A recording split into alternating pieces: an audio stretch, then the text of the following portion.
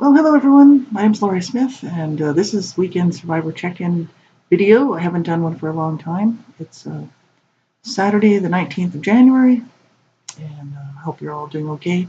Um, yeah, I've been doing some blog talk radio stuff for One Child Abuse Survivor to another restoration, but I haven't been doing much of anything else. My husband passed away almost 6 months ago now. Sad time in my life for sure. He was diagnosed terminally ill 17 years before that. And we had 17 years that we never thought we'd have. They gave him 2 to 5 years to live at the time when he was diagnosed. And they said, could be longer, could be 10 years, could be who knows how long, or it could be 6 months. They really didn't know. And so it was just a miracle that he was able to be with me as long as he was. I'm so thankful. But also it's a sad time. It's Saturday evening. I'm just sitting around, drinking coffee, hanging out, getting ready to do some guitar practice. And I just thought about doing a quick video here for all my survivor friends out here. This is such a difficult thing to be dealing with as survivors of abuse of any type. And I was sitting there thinking, I was listening to some music that I really like, and I really enjoy all types of music, actually. And not just one style or one type or whatever. I just love good music, what I consider to be good music, which other people may not like, right? But we all have our favorites, right? And I was sitting there thinking, and I thought, that brings me a lot of enjoyment.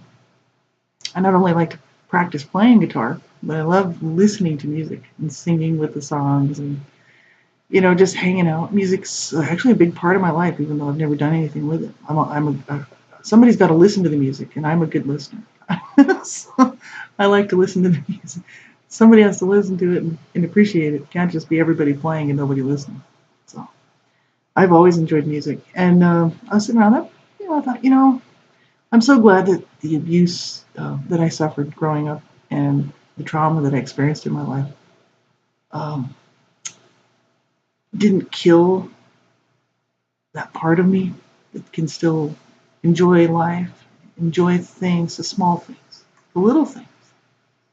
It's not the big stuff, What is the big stuff? Like, whatever. The little things are the big things. A favorite song, a favorite love, memories of good times with people that were good to us and mean so much in our lives.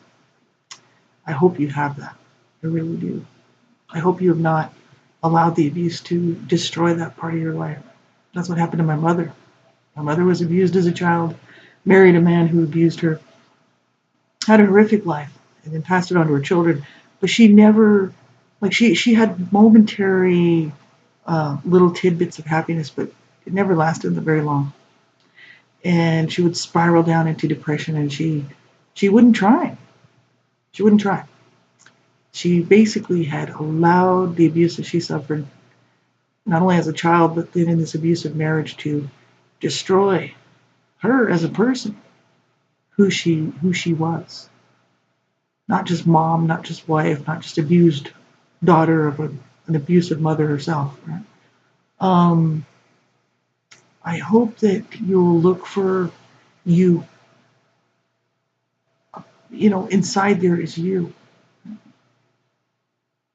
Just like inside of here is me. And yeah, the abuse did what it did, caused me a lot of problems in every area of my life, really. But it didn't kill or destroy that part of me that still finds things enjoyable, music and good people and good food and lovely things that I see. I'm really kind of boring, like in wimpy. Like I love flowers. I'm kind of like an ex-rock chick, drug user, ex-partier, not really wanting to cause problems with people, but I was tough, and rude and loudmouthed, and nobody really liked me. And I did that on purpose to keep people away from me. I was hoping that nobody would want to hang around with me because I don't want. I have actually never been the type to want that many people hanging around me in my life. Kind of a loner. And so, but people didn't realize, I have this soft side, that loves flowers and pretty things. I'm a, I'm a woman. I'm a girl. I used to be a little girl. And so I'm really thankful that that abuse did not completely kill my ability to see uh, the good, I guess, when it's in front of me. We can all see the bad. There's a lot of bad. I mean, some people don't see the bad because they're just running around with rose-colored glasses on, right? Well, I wish I could do that, but I've never been able to do that. There's a lot of bad. There's a lot of people suffering. There's a lot of people struggling. There's a lot of problems on this earth, not just us. There's people all over the earth, little kids running around in certain countries with, they're going to die. They're going to starve to death tonight, tomorrow, the next day, or they'll be killed in some manner or abused. And, I'm sitting here at the age of 53 now. Never thought I'd live to be this old. I've had 23 years of a wonderful life with a man who really loved me and proved it just by his faithfulness and his lovingness towards me for 23 years. That's amazing. That's a gift that I could never um, um, imagine that would happen to me growing up the way that I did, and I wanting to take my own life and not feeling that I was not that I wasn't worthy or anything like that, but feeling that this life was not going to be good for me. And I mean, I opened up, and that's, I'm so thankful that I did. Allowed this man into my life and into my heart. And he proved he was trustworthy. So you can't just let everybody in. But when you do find somebody who really loves you, you got to hang on to them. That's for sure. Don't push them out. Find people that really like you and like to be around you. Don't push them away. You see something beautiful, and hear something lovely, or you know whatever it is in your daily walk, your daily life. Don't shut it out, because that allows the abusers to win. Then they truly did what they're intended to do, which was to destroy you.